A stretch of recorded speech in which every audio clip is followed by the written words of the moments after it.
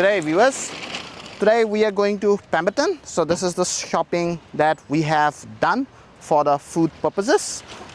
We'll show you what we have bought. Let me just get my knife so that I can break the ice and put it in the ice box. So that's my knife. We're just gonna keep it here for a moment and get our ice box out. Right, so this has all of our food and everything. So you're just going to, this is our meat that we have bought this morning. Also some other cordials and some butter. This is the ice pack. So I'm just going to crush it in. Right, so it should be done. Okay, looks good.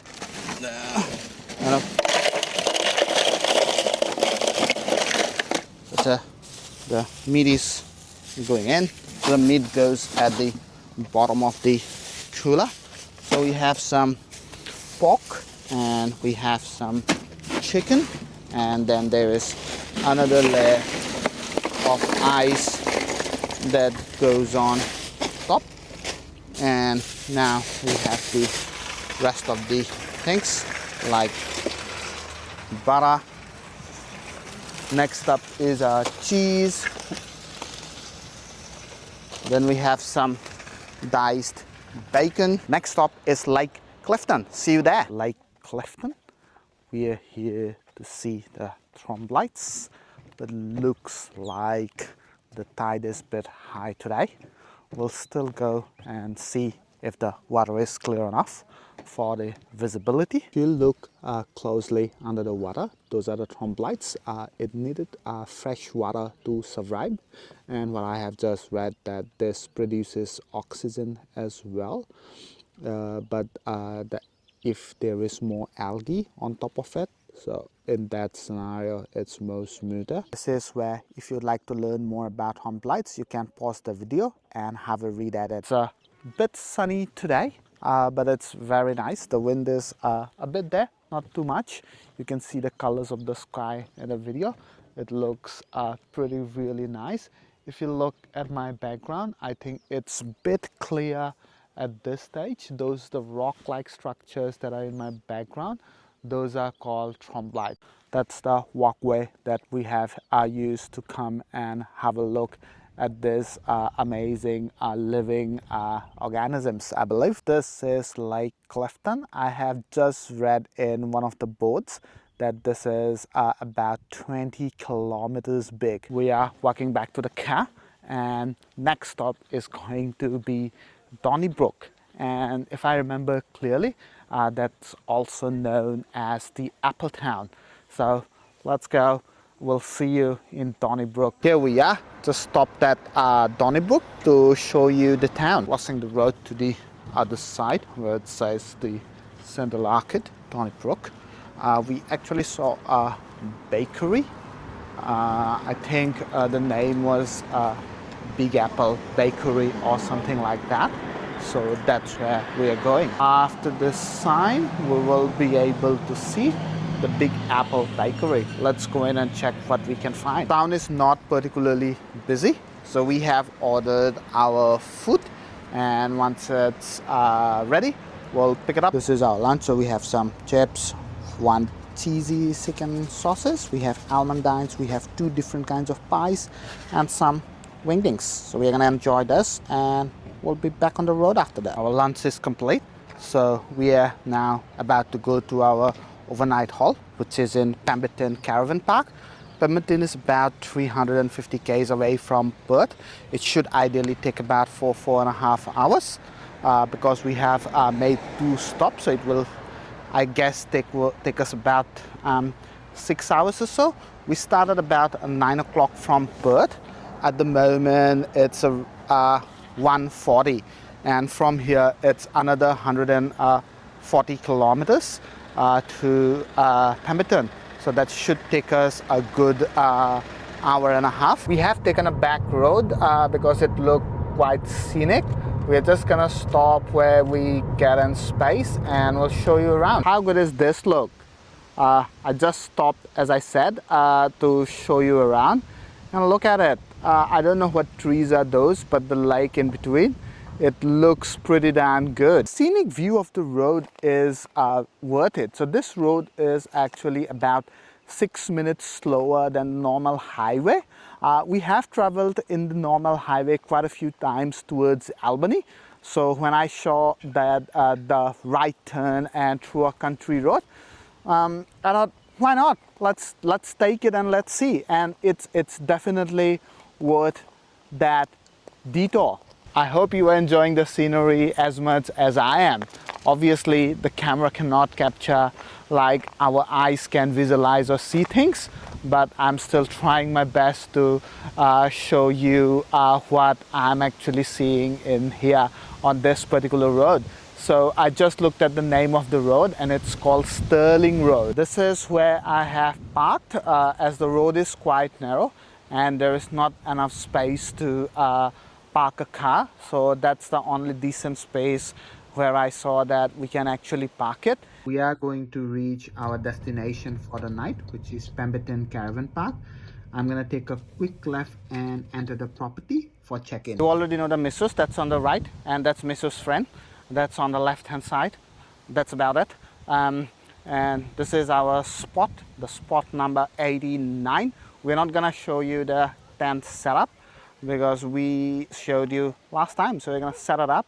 And this is a pretty big space, so it has enough space, and there's a picnic table and the blocks that you see here, the brick blocks, those are the camp kitchen and the amenities. So everything is pretty close by and walking distance, and till now we don't have anyone on our side, but the actual park is pretty full.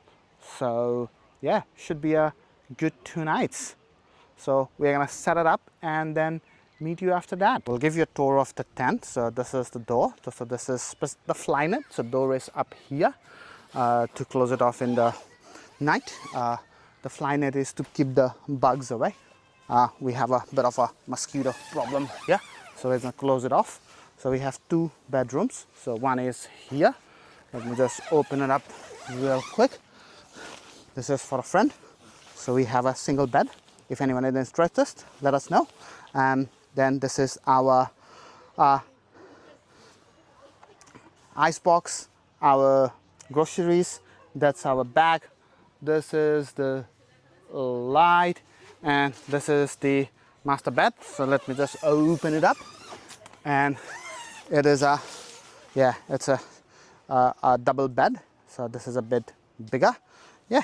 But so that's what we have. So if you see those fly nets, so those are windows, and we have windows on this side as well, along with on that one. So this is the area that we can actually use to chill out if it is raining. We do have the gazebo inside, but this gives us a bit more protection from the elements as well as from the bugs and everything. And as you can see, Mrs. and our friend are outside, and that's the door.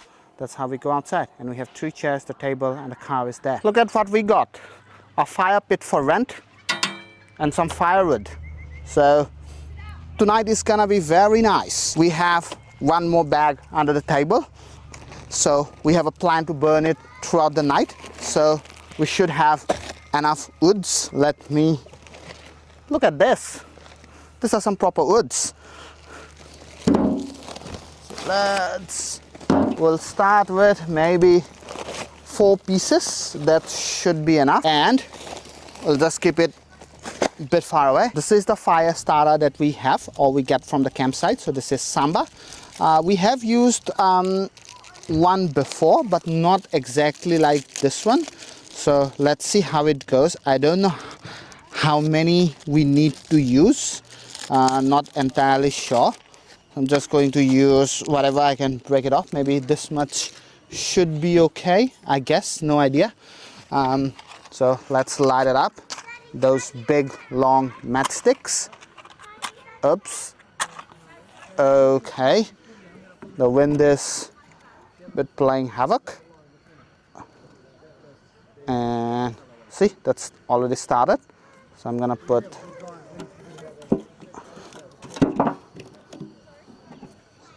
so we are going to use 1 in under this one, and we're going to use one more. So this is also started. Right, and this one we're just gonna put under here, and that should light this one up. So we'll just wait for the fire to start. See that? This is within minutes the fire is starting. So that's the power of the fire starter. We don't need to use any kerosene or anything or any kind of spirit. The fire starter works the best. You don't need to prepare to get it's not very hard to light the fire using a fire starter. So see that? It's already started. We'll share another look when it's a bit dark. We have some beautiful pork belly that we have bought this morning. So we're going to slice it as thinly as possible and then put it on the barbecue. So it'll be a true test of how thin I can really cut it, because the thinner it is, I have to spend less time cooking it. So it's not very thin, but it's not very thick as well.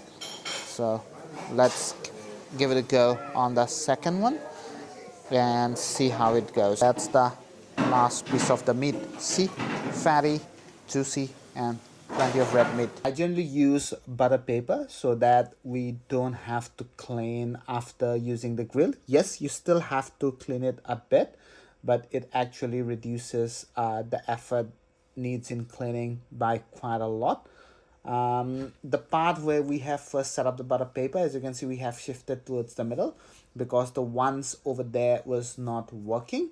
And this is the pork meat or the pork belly that I have sliced and putting it in the grill piece by piece.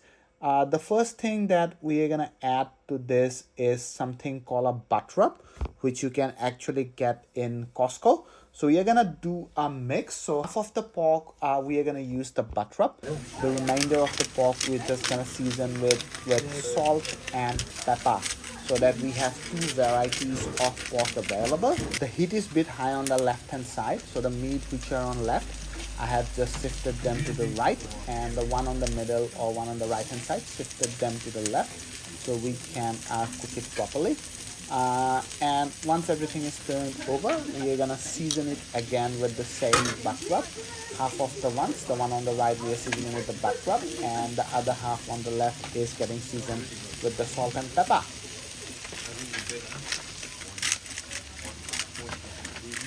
How good is this? Look, this is dinner number one.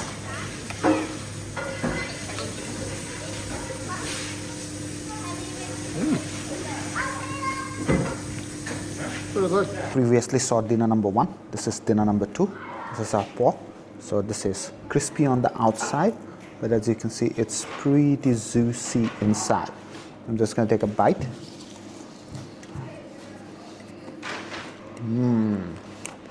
Really good. Very nice.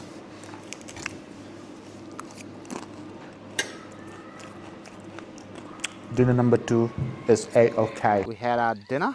Now as you can see, the fire is roaring high, and we are gonna sit beside the fire and enjoy the night. That's the fire, that's the chair. You can't see it, that's dark, but we are gonna enjoy this. See you tomorrow morning. Good night.